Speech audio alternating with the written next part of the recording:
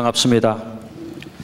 제 논문이 이민신앙의 정의와 그리고 적용에 대한 그런 결론으로 되어 있는데, 여러분 지금 이민신학을 하려고 한다면 우선 미국의 복합문화사회에 대한 전반적인 언더스탠딩이 필요한 것 같습니다. 우리가 거주하는 캘리포니아만 하더라도 제가 조사한 160개 국가에 우리 에스닉 민족들이 여기 다 들어와 있습니다. 근데 우리 한인교회는 사실 이쪽 분들하고 많이 접촉이 없고 많은 커뮤니케이션이 없는 것도 사실입니다.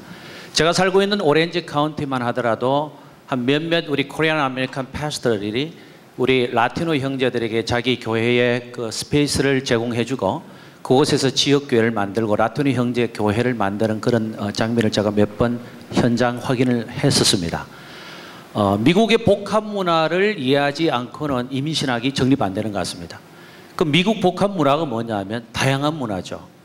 다양한 문화 속에 그들이 가지고 있는 고유한 언어와 민족성과 전통과 습관과 그리고 의상과 그리고 음식, 이런 것들이 포함된 모든 장르를 얘기하는 것입니다.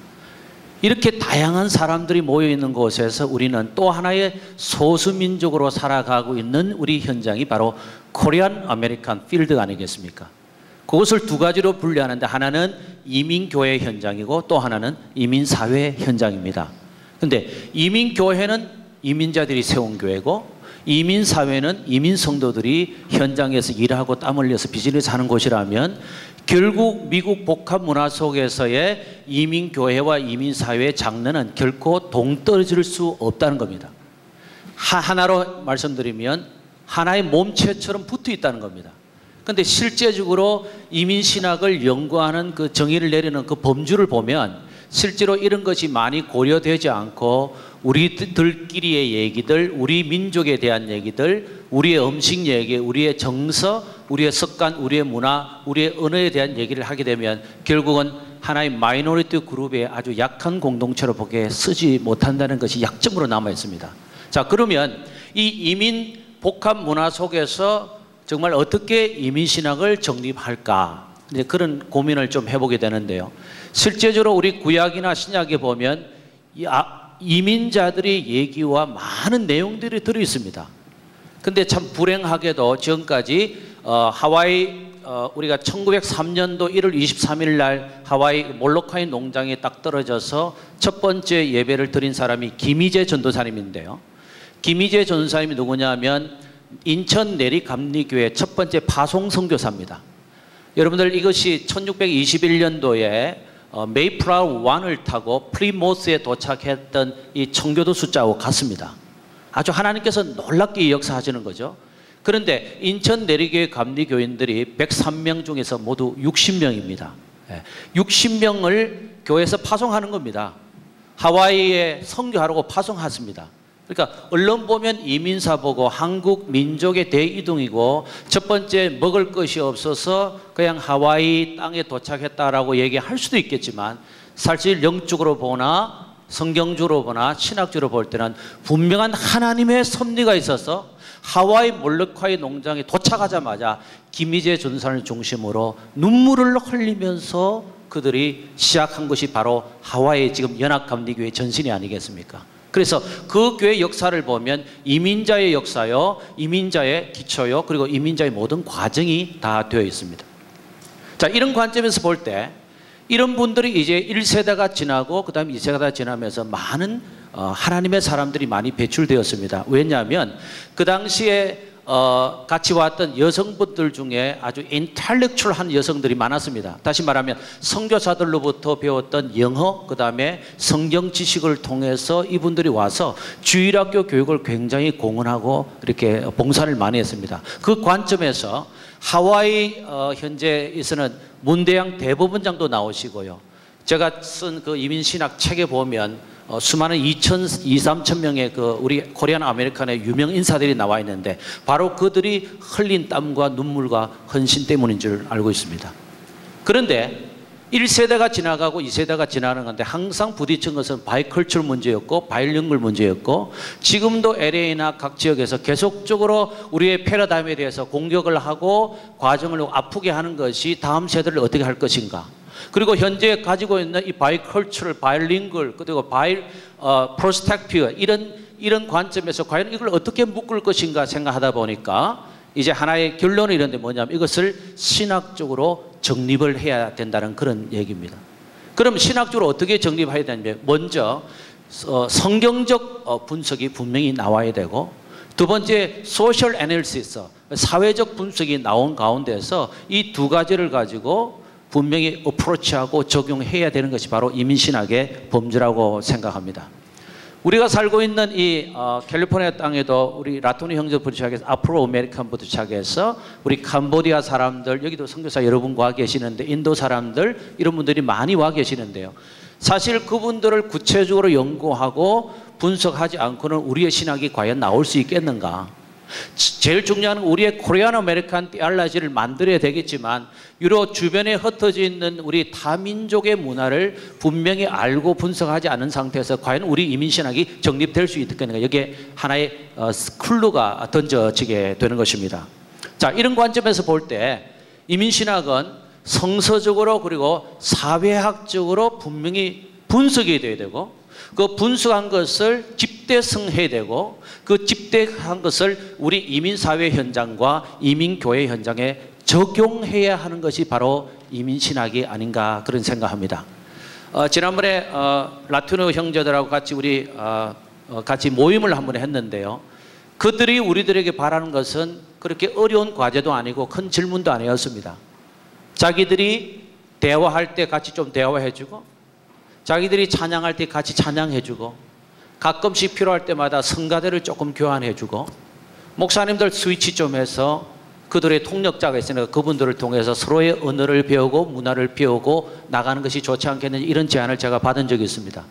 그것은 굉장히 쉬운 과제라고 생각합니다. 문제는 우리의 마음이 과연 그런 다른 컬처의 어떤 리더들을 만나고 다른 민족의 리더를 만날 때 얼마나 이 마음이 열려 있느냐, 여기서 앞으로 관건이 있다고 생각합니다. 수많은 문화와 수많은 언어와 수많은 민족들이 모여 있는 것이 북미주 복합문화 현장인데, 지금부터 캐나다 이 북미주 전체에 이르기까지 수많은 인종의 200여 민족이 있는데, 우리가 하나씩 각 나라의 문화를 연구하고 비교 검토하고 이것을 가지고 우리들의 신학으로 만드는 것이 바로 이미그런트 티알라지가 아닌가 그런 생각을 해봅니다. 재미있는 얘기를 좀 해드리겠습니다. 어떤 할머니가 그 미국 온 지 얼마 안 되셨는데 그 아들이 그렇게 얘기를 했답니다. 어머니, 큰 몰에 가게 되면 어머니 잘못하면 길을 잃어버리기 때문에 제 손을 꼭 잡아주세요 하고 이렇게 부탁을 하고 출발했답니다.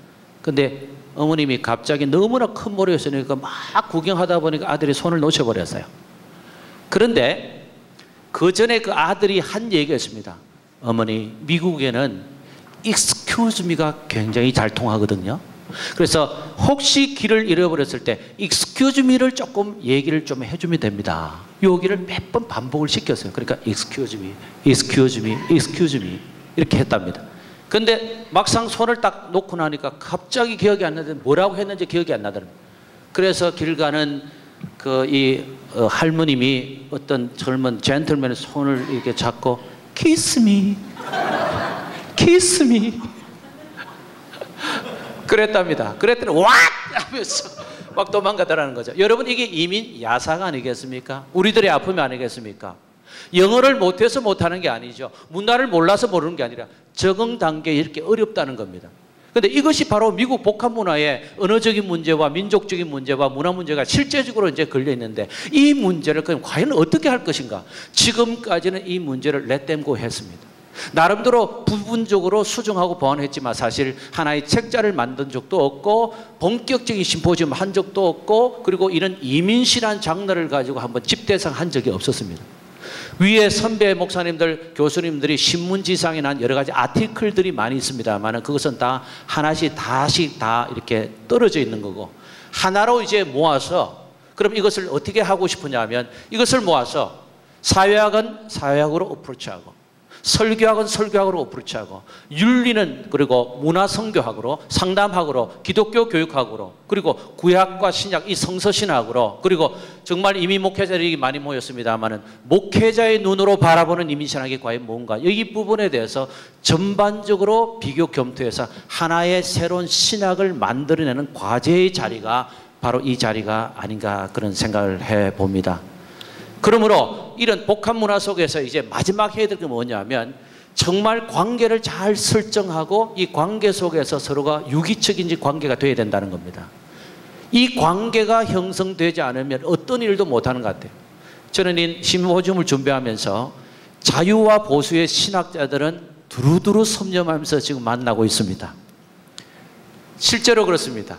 그래서 여러분들이 앉아있는 분들도 이 강의를 들으면서 연사를 들으시면서 내 신앙하고 조금 다르다, 그리고 내 생각과 좀 다르다, 그렇게 생각하는 분이 분명히 계실 것입니다.